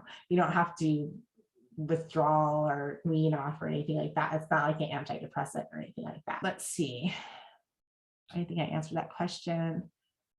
I'd like to know your opinion on people supporting progesterone therapy only. Is this for people who are still cycling? Because when people are still cycling and they have adequate levels of estrogen and testosterone, we will just use progesterone. However, if estrogen is declining or at a depleted state, that's what's risking your bone health, your brain health, your heart health. That's what is causing vaginal dryness, vaginal atrophy, loss of collagen in your skin. So if you press on your skin and it comes back out real fast, that's the bounce, that's the collagen and elastin that is creating that firmness. Now, if it's like not coming back real fast, or if you're noticing that it's crepey or your skin's thinning, that's loss of estrogen. And you just won't get the full benefit. Progesterone is a great hormone, but it's not going to give you all the benefits of longevity and all of that you'd get with balanced hormones. I'm a big fan of balanced hormones. Let's see, I had a blood test for hormones and DHEA was on the low side of normal.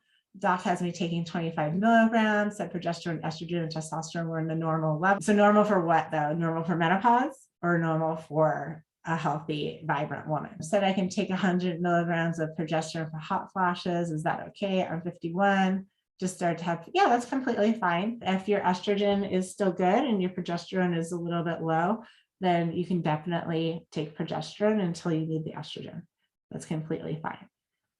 Is bioidentical therapy transferable to men in home since it's a cream? If you have a good cream, so not when you buy on Amazon, but a good pharmaceutical strength cream, if you rub it in, once you rub it in, we have our patients rub our creams in for 60 seconds. Once you rub it in, it's fully absorbed into the skin and it should not transfer. Just if you use your fingers, if you use your hands, we usually tell people I don't have one on my desk, but we usually just like you put it on your skin and then rub, or if you're doing it on your leg, like rub, and then just wash your hands really good if you're using your fingers to rub it in. And be sure if you're like drying on a towel that you have your separate towels, but no, it's not going to transfer to your husband or your boyfriend or your significant other or your children. But just make sure that if you are, let's say you're breastfeeding and you're using bioidentical hormones for some reason, and you're like holding the baby and you're sweating on the area that you just put your hormone creams on, I'd say use it behind your knee or below the waist if you're worried about transferring right after you use the hormones. But it's going to fully absorb into your skin and get into your tissues within 5 minutes. Let's see. Did you address the issue of using patch estradiol? Is this safe? It's completely safe. Yes. I'm also taking oral progesterone. I will be switching to DHEA cream. Can you recommend which is easily absorbed through the skin? It depends. Don't buy one over the counter, but getting one from a pharmacy, like a compounding pharmacy or your physician, they're going to be able to give you a cream that's going to absorb. The patch is fine as long as it's bioidentical, but a lot of women get irritation from the patch because the adhesive that they use to stick the patch onto your skin. It can be toxic for some women. It does have toxins in it, but it causes irritation in some women. So that's why we don't use the patch. Let's see. 67, I've had DVT in 2007 from birth control pills. I had another DVT incident 2 years ago due to lack of movement and liquid for a short time due to injury. I also have a sluggish thyroid, but I haven't taken anything for it because I haven't wanted to take anything that's synthetic. However, I am very interested in bioidentical. My 2 questions are, can I take the bioidenticals with history of DVT, and is adding bioidentical thyroid included in your program? So the thyroid is not included in your program, but we can prescribe thyroid glandulars, which are natural thyroid support. So we can do that. And topical hormones, topically applied hormones, will not increase your risk of DVT.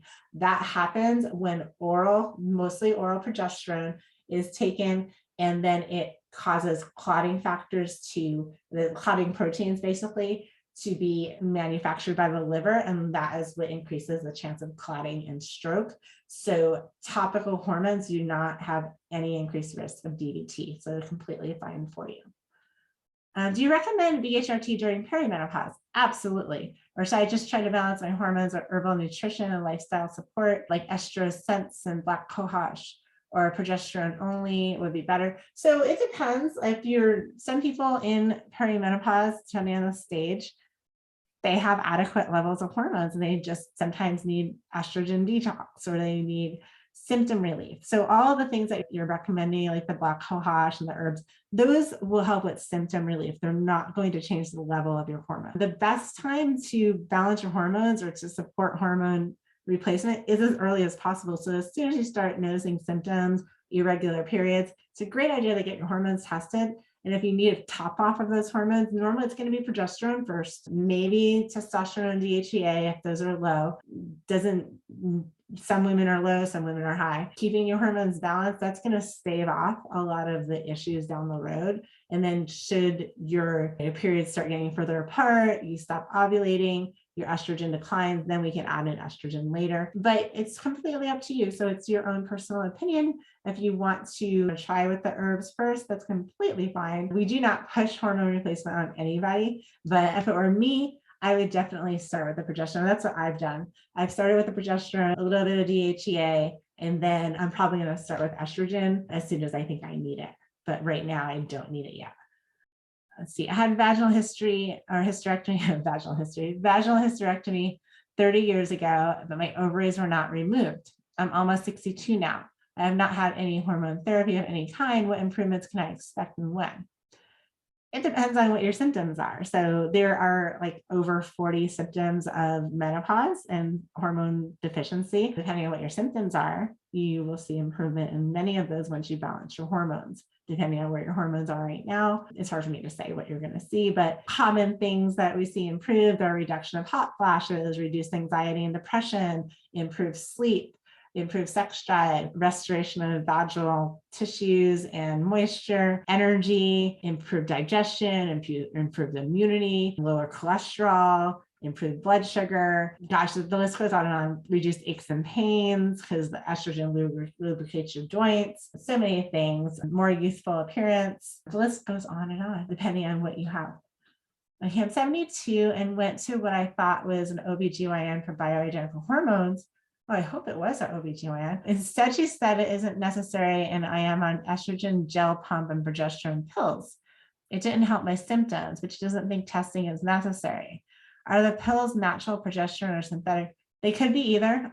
There's synthetic progesterone pills and there's also natural progesterone pills. The most commonly prescribed are going to be synthetic, but if there's one called Provera, that is a pharmaceutical progesterone that's in peanut oil, which is a little bit inflammatory, but it's bioidentical progesterone. So I don't know which ones you're on because I don't know the names of them. If my symptoms are okay, should I be concerned? Yeah, I mean, I would not use synthetic progesterone by any means. I wouldn't recommend that for any woman just because of the health risks that are involved. I would definitely see if you can get bioidentical, but the easiest thing to do is ask the pharmacist for the brand name of your progesterone. And generally the estrogen gels are probably going to be bioidentical, but you ask for the brand names, or you might even have it on the bottles at home and look it up online and see if it's synthetic or bioidentical. I'm in the 60s after menopause. I'm having facial hair issues. What can hormone therapy do for me? So a lot of women, when they reach menopause or right after menopause, they have increased facial hair, like dark hairs on their chin, mustache area, sometimes chest. This can be due to something called androgen dominance. So androgen dominance, that's when your testosterone and your DHEA are higher in relation to your estrogen and progesterone. And so they become dominant and they take over, and then you start getting these male characteristics. You might even gain some weight. You might have a little bit of irritability, and then you might have acne or hair, facial hair, dark facial hair. If you have very light facial hair, like the little tiny baby hairs, that's not hormonal. That's just everybody has those. But if it's dark facial hair, then that is usually androgen dominance, balancing out replacing your estrogen and progesterone to adequate levels to balance out those androgens. It can be really helpful. And same thing for PCOS. So if you have PCOS or your daughter has PCOS, balancing the progesterone and the testosterone can make a huge difference for that. See, I have borderline cholesterol levels and a family history of heart valve prolapse and heart attacks. Okay, I think you're asking if it will help. Estrogen, when estrogen goes down, cholesterol goes up. So a lot of women, when they reach perimenopause and menopause, notice their cholesterol numbers start climbing. And just by balancing your estrogen, by replacing estrogen with bioidentical hormones, generally over the course of 4 to 6 months, even if you don't change your diet, as long as you're not eating horribly, the cholesterol levels come down because of the inflammation decrease and the difference in the body's ability to consume that cholesterol. Do you prescribe testosterone in addition to DHEA? So we use DHEA, topical DHEA cream that's pharmaceutical grade to increase testosterone levels. The reason why I will tell you is because 90% of women, we can get testosterone levels over the recommended range or the optimal range with DHEA. So it's very effective.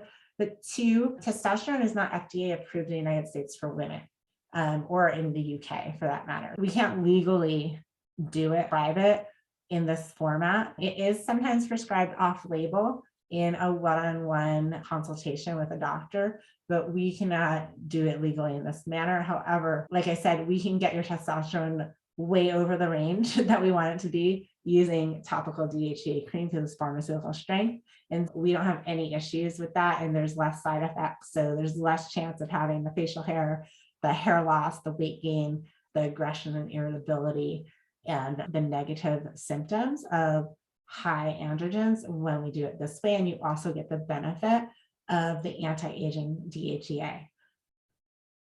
See, I've been in menopause for 3 years. I have all the symptoms: hot flashes, vaginal dryness, brain fog. I also have lupus nephritis. Am I eligible for DHEA? Yes, but you probably want to. So with lupus, sometimes adding hormones can improve your symptoms.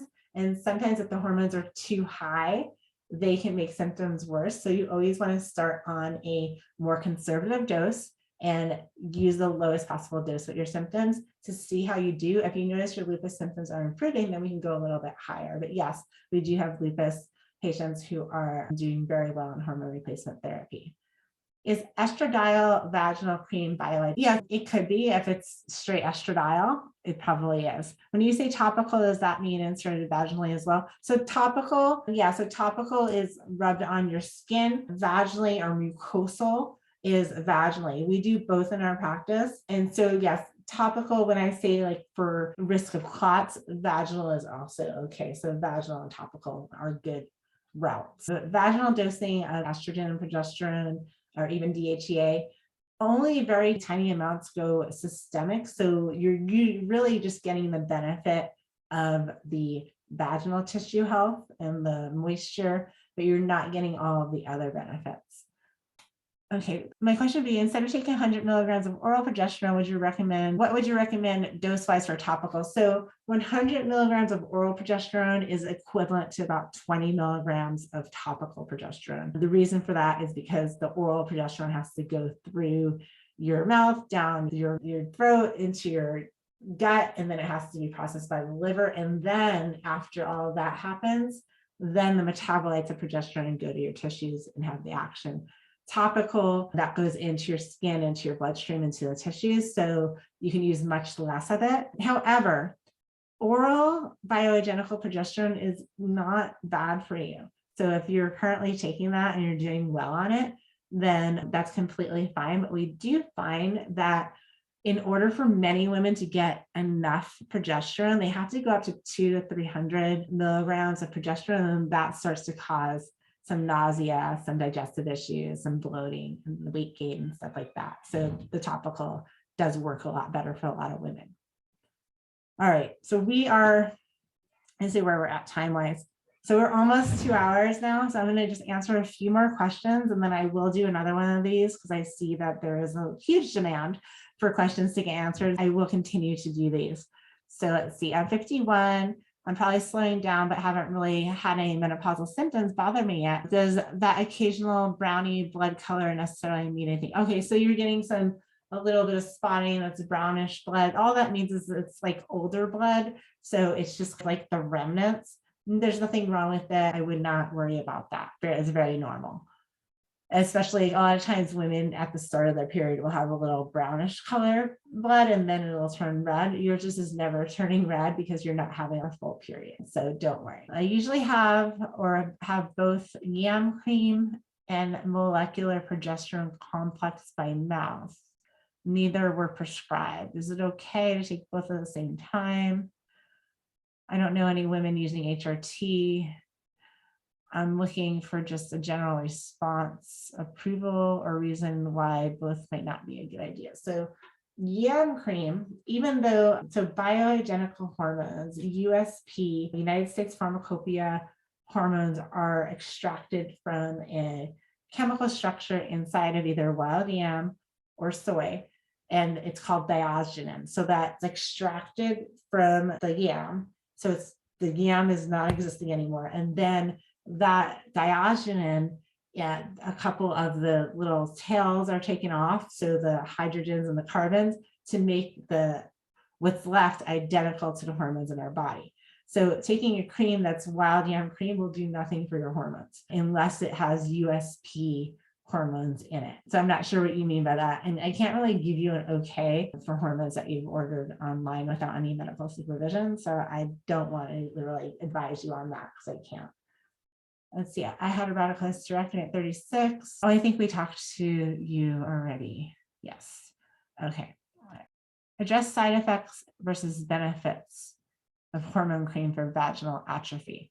So there aren't really any side effects of vaginal dosing of bioidentical hormones. The benefits are restoration of your hormone tissues. So there are even women who have cancer or have had cancer, they still, even conventional medicine will still recommend vaginal estrogen. Do you help men? I don't really work with men, and I could. The reason why is I'm so busy helping women. I try to stay in my lane and do what I'm really expert at. Men are just really easy. All they need is testosterone. So they're super simple and they have access to pretty much any hormones anywhere they want. So I stay in my lane and I really love working with women. So that's what I do. Do I see hormone creams over your, yeah, those are my hormone creams up there. We have color coded. So if it's estrogen, we have that like an orange, yellow color. If it's progesterone, it's green. If we combine the estrogen and progesterone together, we make that pink. So there's different dosages and there's different amounts. It's all customized, but yeah, I have some creams up there. You are the good eyes up there. Let's see, I jumped down here late. You may have covered this. Are bioidentical hormones that you offer creams? Yes, we only use topical hormones. So hormones topically and vaginally in our hormone replacement program. The reason being is that they are the safest. We can use the lowest dose and get the best results. And there's a few like negative side effects as far as like nausea or stomach upset, weight gain, stuff like that. And so what would you recommend for endometriosis? Bioidentical progesterone, right? Could you please post me a link to your products? Yes, so definitely. So endometriosis is generally an overgrowth of the uterine lining, oftentimes due to estrogen dominance. There's other factors at play. I wouldn't just recommend progesterone. There's a lot of other things that go into healing that and overcoming it, but it can definitely be managed for sure. We will send a link with the replay to our program. If you prescribe thyroid medication, would you supply or send written prescription? We do not work with insurance, but we can prescribe a thyroid glandular that you can order from our online dispensary, and then you can get it sent to your home. Let's see, I'm getting ready for a detox from BPA, glyphosate and mold. Would it be okay to start hormone therapy? Absolutely, it'll actually help your body to detox better. Is it true that vaginal hormones don't go systemic? So very tiny little bit does. And if you're applying vaginally to the vaginal mucosa, however, if you're inserting them way up into the vaginal canal, they can go systemic. Let's see. I'm 58 years old. I only recently started HRT 6 weeks ago. Everol patch and progesterone capsules. I wanted to take bioidentical hormones, but the doctor said these are regulated hormones. I need to take HRT for ages and put it off. Let's see. I didn't want to take the normal HRT due to the side effects, but I gave in. I had to put up with the brain fog, forgetfulness. Okay. Would I have to come off this HRT for a while before starting bioidentical? No, you can switch right over. You can take synthetic one day, switch over to bioidentical the other day. Let's see, you said you're on Everol. Let me just look that up real quick to see if I can find that one on my list of, let's see, Everol. There are some patches that are, I'm just looking to see, I have a little list here of the different brands and which ones are synthetic and which ones are not. So it looks like, yeah, the Everol. I don't have that one on my list, but you can totally switch over. I would ask your doctor why your doctor won't do. So there are bioidentical hormones that are regulated. Our hormones are made in an FDA approved lab that is kosher certified, and they are extremely regulated by the United States Pharmacopoeia for purity, for efficacy that they have within the bottle. And so they can be regulated. And also the pharmaceutical companies, they actually make bioidentical versions of hormones that are regulated the same way the synthetic ones are. So that's not true. I would press him first, since you already are doing it. I would press him to give you the bioidenticals. And if you can't, see somebody else, you can see us or anybody else who will give you the bioidentical versions. It's your body, it's your health. And there's so much research out there that's showing that the bioidenticals are, well, they're identical to what your body expects. So it's so much more natural. Fertility awareness methods are terrific. No need for hormonal birth control. Been using them for 40 years. Awesome. I think we just need more education on fertility awareness methods. There's some great new technology out where not only are you using like your calendar, but you're also taking your temperature. There's some great apps out that really help. So I'm a big proponent of natural methods of birth control for sure. And vasectomies. I'm just kidding, you guys. I just always like put it on the guy. Like, why do the women always have to be the ones to handle the birth control? Let's see. Can my 24-year-old daughter be treated by you? She gets acne on her cheeks and shoulders. Still, despite 6 months course of Accutane, she has mood issues too. I suspect she needs more progesterone. We can definitely test her, and then she may need more lifestyle help than actual hormones. Definitely, she could get some hormones for a period of time, but for someone so young who is still at the height of her reproductive years, the goal is not for her to be on hormone replacement for a long time. The goal is to get her ovaries and her reproductive system and her detoxification system working correctly. And the Accutane could be part of it. It made some disruption. Yeah, so I had those issues when I was that age. I had no hormones, and we can definitely help her. It'd probably be like outside of the hormone replacement program, where she would only need to maybe get the test and the initial consultation, and then we'd switch her over to a more holistic lifestyle program. Let's see, how do I know if I'm in perimenopause? I'm 39. The last 2 years, my libido has decreased, and my period infrequently comes early or late. I'm not sure if it's stress or perimenopause. It's probably perimenopause. There's no like diagnosis per se for perimenopause.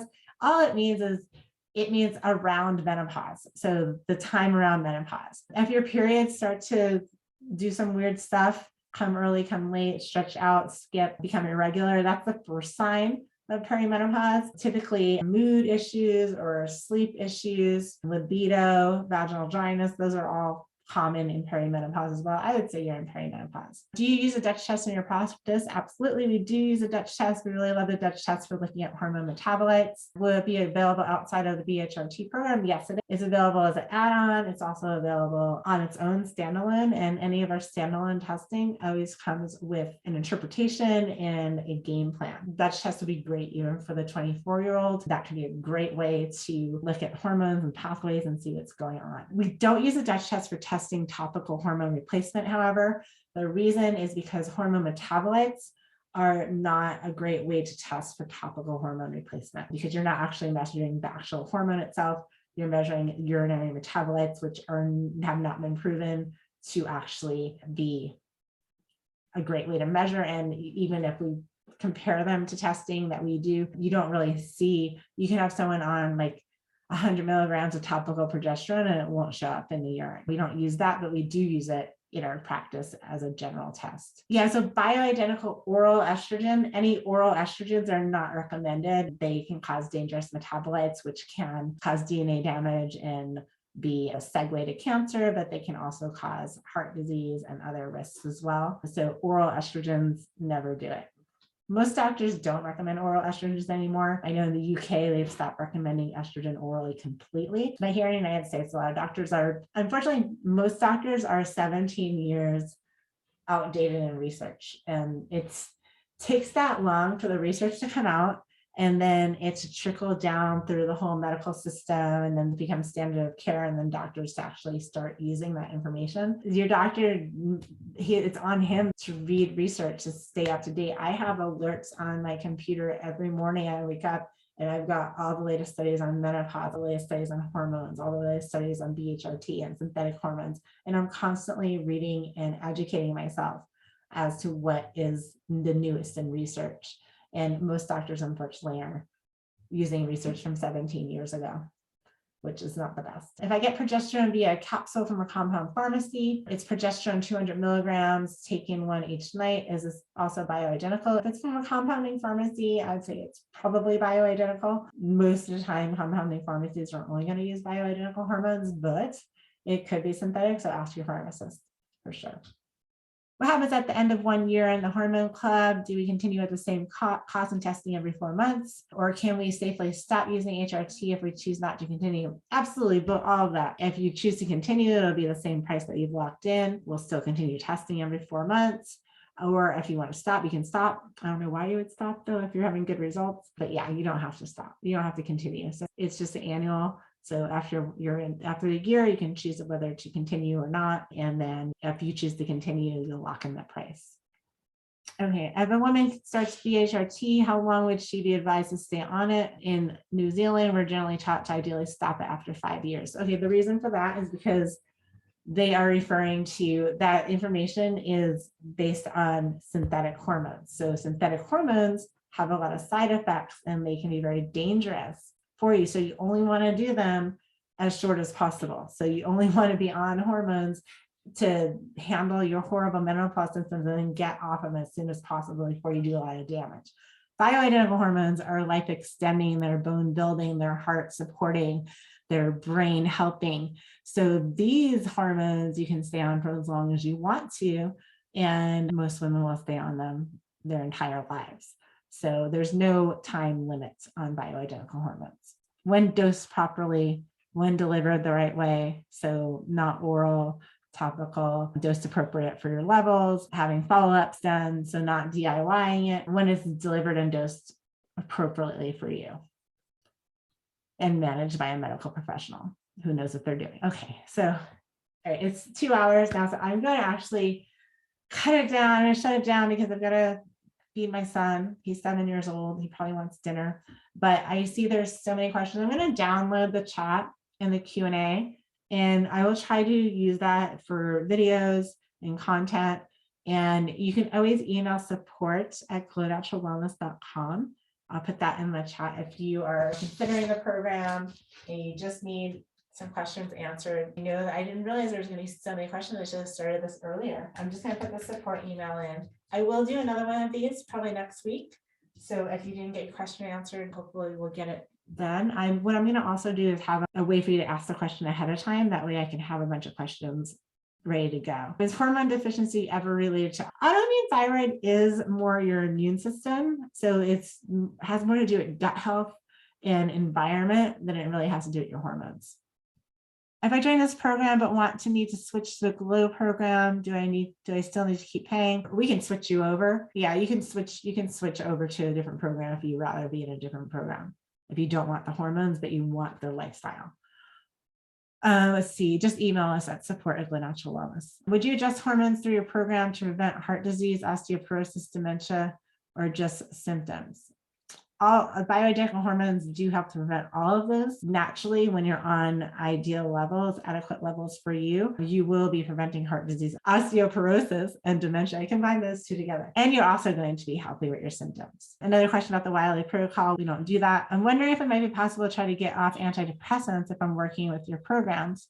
Many people have. I've started bioidenticals. I have fatty liver disease. I've been on antidepressants as well as lamotrigine for many years. I originally did gain about 35 pounds from the antidepressants, but I lost 20. Awesome. I also started your other program for overall wellness. Yeah, it's absolutely possible. Just what I like to say with antidepressants is get yourself to like a stable place where you're eating healthy, your gut is balanced, gut hormones balanced, and then you can start trying to wean a little bit. It's never a rush to get off because we don't want to go backwards. But definitely you can work with our coaches and the Glow protocol and get some extra support there to try to help you figure out when the right time is and to gently wean off. But we can totally help you with that if that's appropriate for you. Let's see. I have Hashimoto's with thyroid nodules, and I was going to stop, right? I'm still answering questions. I'm trying to answer as many as possible. I have Hashimoto's with thyroid nodules, and I'm told they're stable. However, there are 4 of them, and I just recently have been put back on levothyroxine against my better judgment, and my levels are off, and my doctor says they're fine. Can overall balancing the thyroid and sex hormones make me feel better?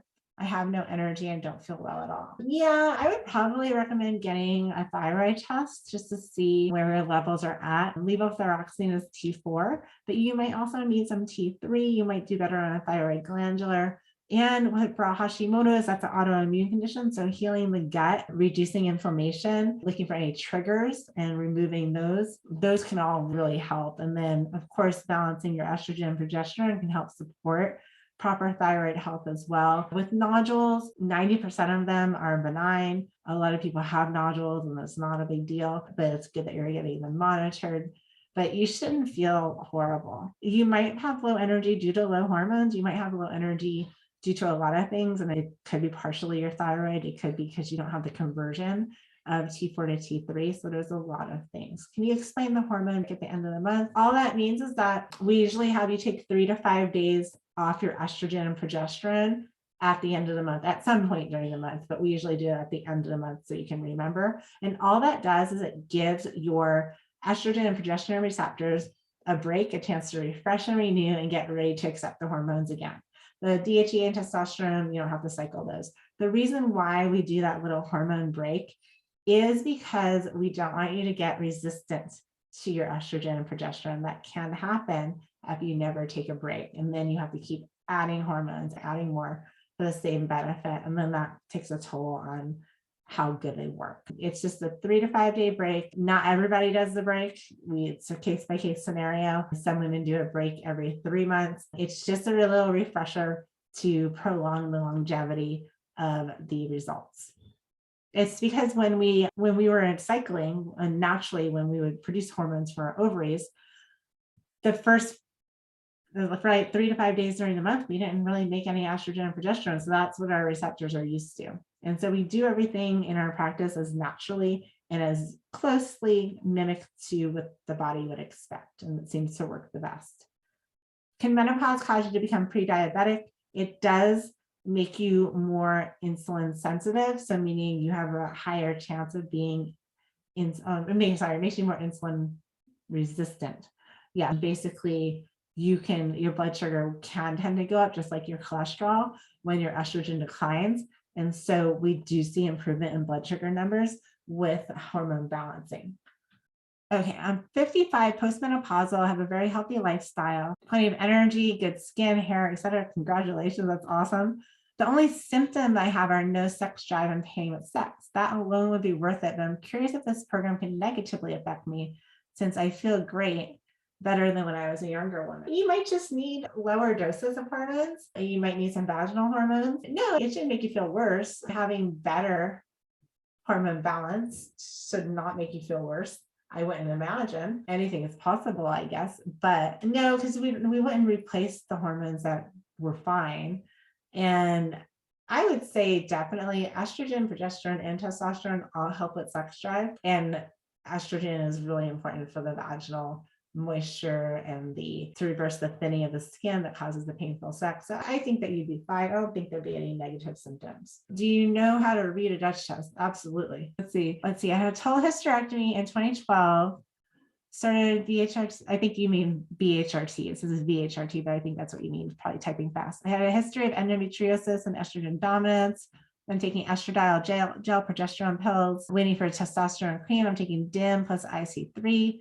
Effect, either the DIM or the estradiol is causing hot flashes, occasional left. I would just talk with your doctor and see if you can adjust your doses. You might just be on and not the correct amount. I answered the question about the Dutch test earlier.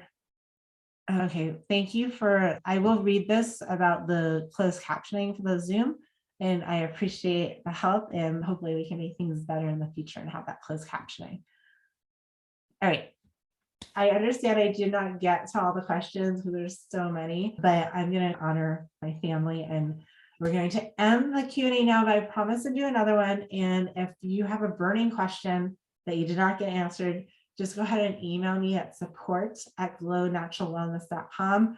Put in the subject line Q&A question, and I'll make sure that I either make a video or answer the questions individually. Thank you guys so much for being here with me on a Saturday. And my goal is to support you, whether you work with us in our programs or you are more educated to work with your own doctor. I really believe in women's health, empowering women, and that we really should live our best lives. I'm just starting a YouTube channel and a TikTok and Instagram, so I will make sure that you guys all have our links so that you can follow me on those platforms and get more information. But I really do appreciate each and every one of you taking the time to show up here. We really do have to be the champions of our own health, and it just fills my heart to see so many women really taking control of their health and getting the answers that they need. And thank you guys so much for being here. I really enjoy answering your questions and talking about hormones and health and menopause and all of these things. And please feel free to reach out to myself and my team if there's ever anything I can do. We can't individually solve everyone's problems, but I do try to do my best. And it's what I feel like I'm put on the planet to do. So thank you guys. Have a wonderful Saturday, a beautiful Sunday, and I will talk to you soon. Take care. Bye-bye.